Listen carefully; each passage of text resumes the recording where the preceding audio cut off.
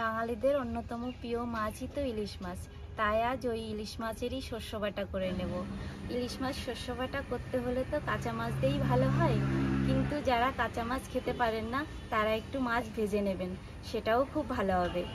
আমি কিন্তু কাঁচা মাছ দিয়েই শস্য বাটা করব, তাই লবণ, হলুদ আর তেল দিয়ে মেখে রাখবো।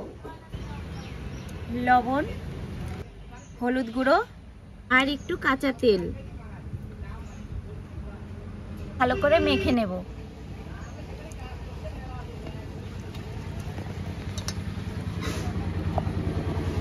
এরকম একটা একটা করে কিন্তু মেখে নেবেন মাছটা।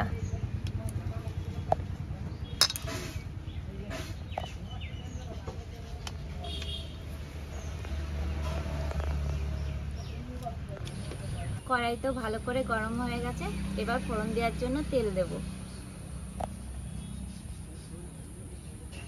ফোড়নে দেব জিরে,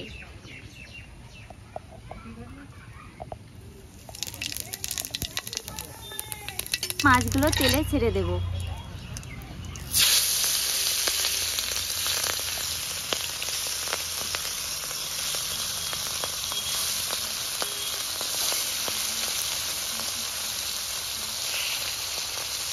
এবার জল দিয়ে দেব।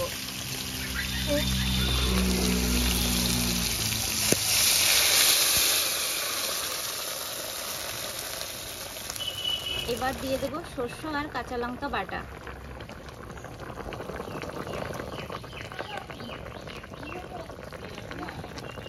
ঝোলে স্বাদ মতো লবণ দেব।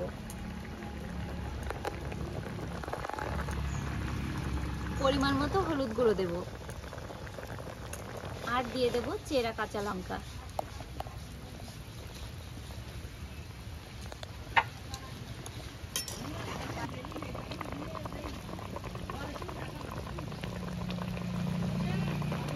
ঢাকা দিয়ে 5 মিনিট ফুটিয়ে নেব।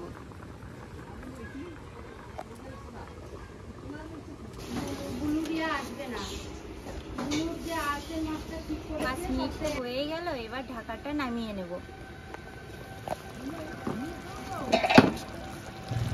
দেখুন কি সুন্দর রং এসছে। এবার একটু কাঁচা তেল ছড়িয়ে 1 মিনিট ফুটিয়ে নামিয়ে নেব।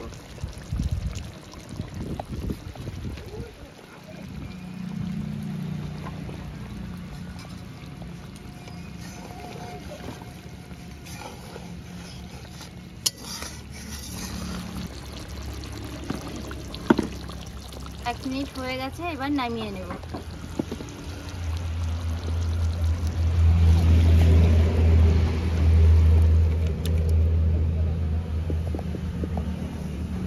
ইলিশ মাছ রান্নার মধ্যে সবথেকে সহজ হলো শস্য বাটা, আর বাঙালিদের তো সবথেকে প্রিয় ইলিশ মাছ। তাহলে বন্ধুরা এইভাবে রান্না করে দেখবেন, খুবই ভালো লাগবে।